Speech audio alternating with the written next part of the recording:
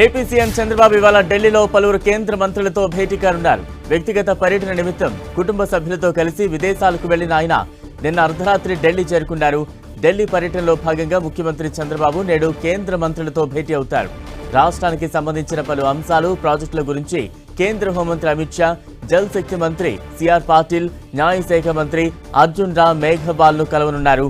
మరోవైపు విజయసాయిరెడ్డి రాజీనామాతో ఖాళీ అయిన రాజ్యసభ స్థానానికి ఎన్నికల షెడ్యూల్ వెలువడిన నేపథ్యంలో ఆ స్థానం నుంచి ఎవరు పోటీ చేయాలన్న దానిపై అమిత్ షాతో సీఎం చంద్రబాబు చర్చించే అవకాశం ఉంది.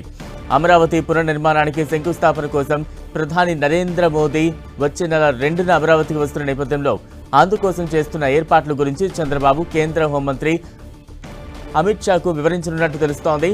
కర్నూలులో హైకోర్టు బెంచ్ ఏర్పాటు చేయాలని తీర్మానించి పంపిన నేపథ్యంలో దాని పురోగతి గురించి న్యాయశాఖ మంత్రితో చర్చించే వీలుంది.